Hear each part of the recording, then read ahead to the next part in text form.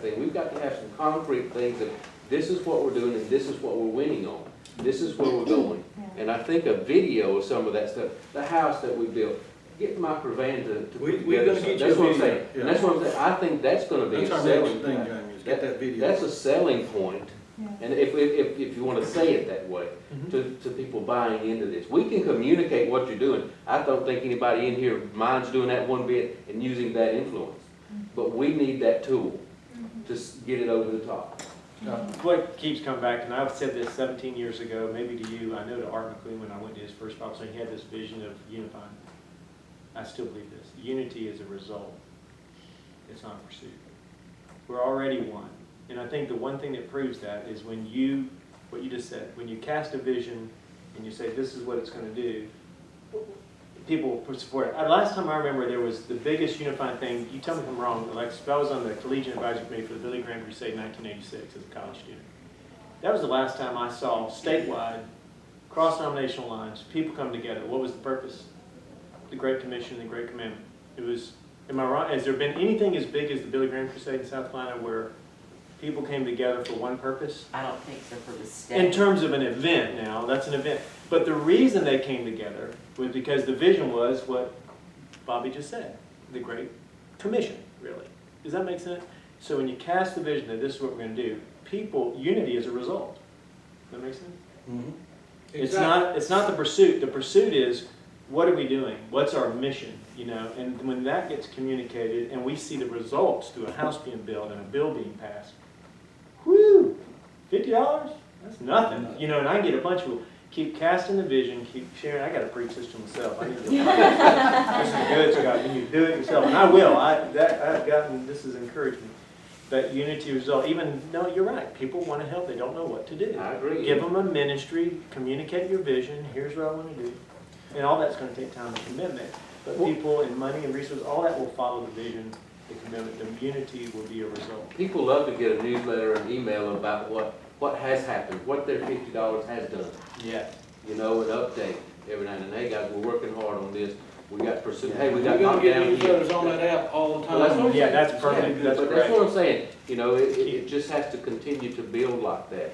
And to know what ministries and what they're doing, because people are going, I want to be involved with young babies or with youth or with Exactly. this. How can I involve? I can find Connect and to this. that. I can connect this on my app. This app's youth. I want to work with youth. Yeah. 5 Well, ministries around well, the as state. as we're working It's good with the ideas. developer, that's one of the areas, Yeah. because there's some people that get very offended with the political.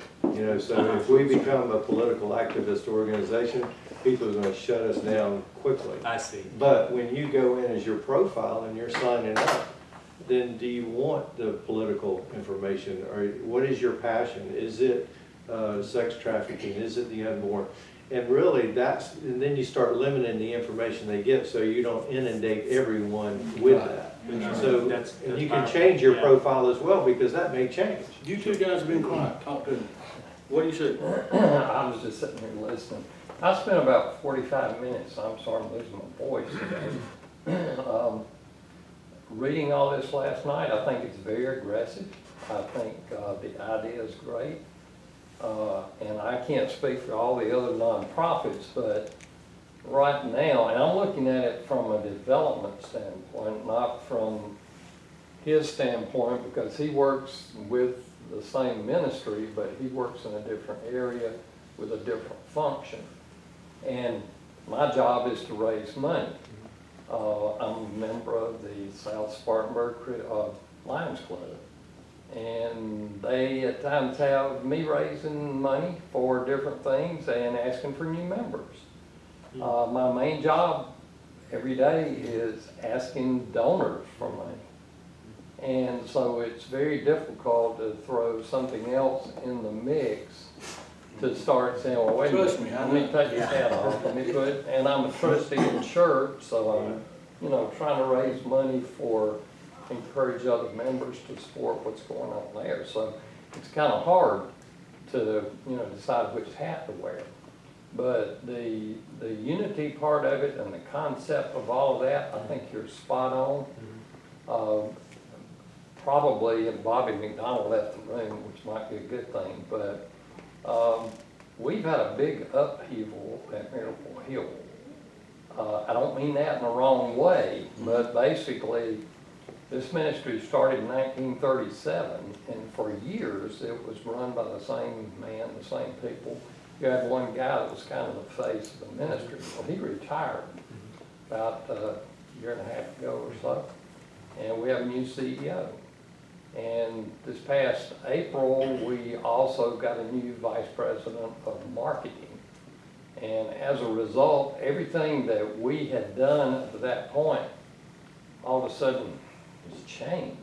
I mean, it's not the same ministry it was 2 years ago. And that's why I don't mean that in the worst kind of way. It's just that it's a new focus, a new direction, and it's taken some getting used to. It's ruffled a lot of people's feathers. I've only been there 7 years. I've been involved with the ministry for 25, even served on the board 2 different terms. But it's been hard to get acclimated to the difference. We stopped doing banquets because same problem.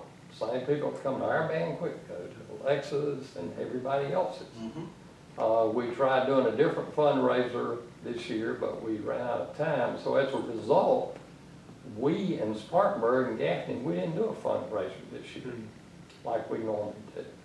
So as a result, at the moment, we're running way behind in giving. You're looking for more avenues. Yes.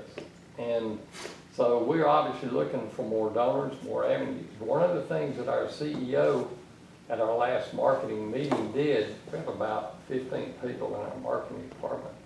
He gave us a book called The Sower, and he wanted to make us aware, which we already knew, and we've been kind of preaching this, you know, one plants, one waters, but God gives the increase. It's not us. We're only doing what we're supposed to do. We got to rely on God to give the increase. And so that's kind of the focus that we're trying to take, and quit worrying about we're X thousands of dollars behind in our budget and hoping to make a budget by the end of the year. We're running out of year and don't have enough money to cover it. So, and I'm sure all of us are in the same boat, nonprofit wise, but it seems like God always comes through. But I guess the point I'm trying to make is, hey, I think what you're doing is spot on. I'm behind you 100%. I'll do whatever I can do to help. I don't know if I can get 100 people to agree to sign up to participate. I'd certainly be willing to join. I think we already have joined as a ministry here in Spartanburg and Greenville, at least for this year. So, but I think what you're doing is fantastic. And if you can pull this off, we need it. We need it in the state. You know, churches, and I'm not criticizing churches. My church took me how long, Calvin, to get them to support us? 6 years? Okay, I was gonna say 5, but Yeah. But you're in the same boat as everybody else. Yeah, and I've asked for money, and it was kind of a conflict of interest for me. I'm on the trustee board, but I'm trying to sell our ministry. They support everybody else. Why can't you support us? I mean, we're right here in Spartanburg. We're doing great things. We're changing It lives. don't add up, does it? And It's about the only thing. finally, they said, well, I got good news for you. We voted and decided we're gonna put you on the budget. So, started the first of the year. One thing that's interesting to me, I've never seen anybody do it quite like Mike Hamlet does it here. He supports more ministry than anybody I've He seen. does. We need to study his model and teach it to other churches, because we got some roads to make there. And he's a strong supporter, First Baptist is. You got anything to add to that? well, not from his end, but obviously the things, it's been a lot of information this morning, there's even more there. It's a lot. And I like the idea of our folks not only getting jobs, but getting jobs that will help them be able to move out and be on their own. A lot of them are getting jobs right now, but they still have to stay with us for a considerable amount of time. But there's because they're more just not making men, enough businessmen money. out there that would do more if we knew we could help you. You know what I'm saying? And sometimes we got to get connected, because you got the people that we need, and we got the heart to help them. We got to connect those dots and get it working. And if you just let them know, for instance, and I say this to Jim all the time, we do random drug testing. I can promise you if a man or lady is staying at our facility, right now, they're probably clean. The guy you just interviewed, maybe, maybe not. You know, but if they're with us at this moment, they're probably clean and sober. The only one that Tim Terry ever brought to me that I couldn't help was a guy who had served prison term for raping a 12-year-old boy. And That's an elephant. we got obstacles out there that are gonna be hard to overcome, and that's one of them. And that's an elephant that's in the room that I'm glad you brought it up. No, because, well, one of the issues. It broke my heart because I couldn't get that guy a job. It's the only guy Right. I can truly say I couldn't help. And you keep Killed saying him. the state won't pick it up. The state won't pick it up because there are a number of sex offenders in that registry. And they're gonna look like they're pro-sex offenders. They don't wanna look that way. I know. Oh, and that's something that we haven't discussed here, but that's the reality. But let me tell you, I We have discussed some in our this with Chuck facility as Wright well. when he came to me and said, William, what can we do to help you guys help us get these prisoners back to work? And I said, well, Chuck, to start with, you gotta change the burden that you put on them, because if I put them to work and they can't pay all their bills, guess what they gonna do? They gonna go steal Relax. and relapse because you got such a burden on them. And I know what you're trying to do, but it ain't working. Because I can't free them up to get back into society because there's so many burdens on them because they made a mistake. And I understand it, it's a complicated problem, but we gotta help them so me and you can help them. I agree, but that's one reason the state won't help, I mean, I'm pretty sure. Well, I know. Yeah. But there's some things happening to fix that. Good. Anybody else have, I ain't heard much out of you, what do you think? I completely support it. I think it's great, it's what's needed. You've seen it in action a little bit. Yeah, it's, you know, we've talked about the issue between the churches and the nonprofits. I think, just like Alexa said with accountability, I think it holds everybody accountable. It holds the churches accountable too, to be a part of giving and supporting and being, you know, and understanding the legs that are out here doing these things. So I think it's needed, and I'm glad that you guys are stepping up and doing it. I'll do my part. I think definitely having some kind of consistent message we can all put out is really gonna help. So when we have that video, or even if there's like an email that we could literally send that email and it be what goes out to our people, I think something like that. Our was goal really is helpful. really to Yeah. create tools that you can integrate into Yeah. what you do. We don't want to add another thing to your to-do Exactly, list, yeah. because it's, well, but if we can integrate into what you normally do and the people you're already connecting with, then that makes Yeah, sense. I And that's totally what we're. agree. Because And that's, we- you know, and Being a Yeah. natural conversation, I gotta run meet a student, but, I was looking in office space and ran into the guy who wasn't the owner but worked there, and we were trying to figure out who each other was, and I said, well, do you go to the chamber? And he said, no, what's that? And we had this great, he said, I wanna know about that. I've been thinking about, I need to be involved in something like that. So those natural conversations, yeah. like I can follow up with him. I mean, I can definitely, I'm all behind you, William. I think it's awesome. I will put it out on my email list. I will do my best to get 100 people. Hey, could there be an informant, like a $5 to download the app, and that's a donation, and that just becomes like could there be different levels on it to where, or would everybody pay the same? And I think That's that just no app, thought. I mean, when people see how it can benefit their ministry, their church, even their own business, whatever, I mean, that is a selling point right there. Yeah. Like they can't get their name And I on the list unless they think pay what our $50. pastor over here said about the positive stories, Yeah, can't think of his name. So just Rodney? Rodney, but he said about the positive, Yeah. what it is doing, that's huge. Those stories sell. And if whatever y'all come up with to put out, even in some type of blurb, we can sit down and say, this is what the chamber's doing, you've got to be a part of this. And it can just be a quick, boom, boom, nothing long, because people they're not gonna read it, they're gonna delete it. But, Thank you. I'm behind you, I know that. 100%. I will get as many as I can. If I do more than 100, I'll do 100. I appreciate you. I see the vision, I see it, I feel it, I sense it, it's an awesome thing, but I think what Jonathan's saying is the gap between now and where we're going, we've got to somehow bridge that with Baby these steps. tools Right. that can be Baby developed. Yeah. So, okay. Communication is key, and that's It is. and vision casting, those are the two things I think we agree on, right? Yeah. Do you know what that vision looks like? I mean, I just, it's just the way my mind works. Let's just close our eyes for a second, pretend what you just said happened. 500,000 people, $50 a year. It's $25 million with an operating budget of $500,000. That's what this looks like. 250 ministries in this state could receive $100,000 a year.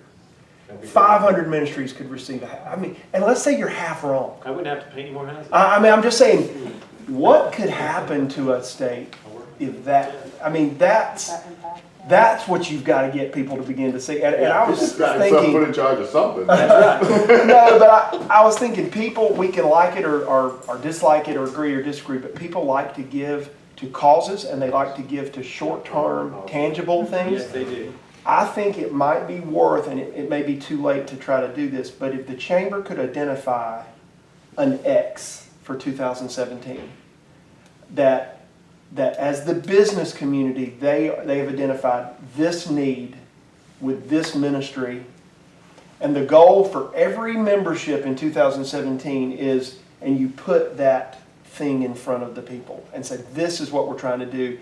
I think people might be more likely, there might be more of a sense of urgency to engage if we could say, this is what specifically, now in the future, what we're hoping to do is to engage and support and be a conduit for ministries, but we've You're identified talking about this. wins. We're looking for some wins. Give them a Somebody- specific, Well, here's the something. thing. Something This is tangible. something that we have seen, and it may be, and I'm not lobbying for this, but I'm always struck by the fact that Spartanburg County leads the state in the need for foster families. That's just so, I can't believe that. I can't, and it's not even close.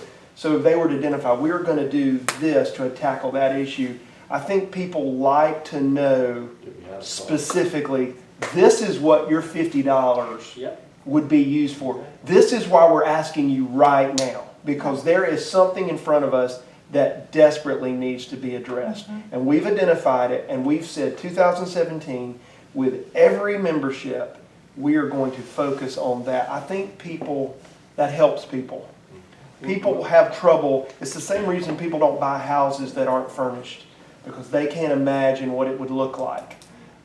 People can't imagine what this state would look like if 500,000 people were mobilizing their resources towards other That's ministries. crazy to think about. Yeah. I was waiting on somebody to say that about foster care.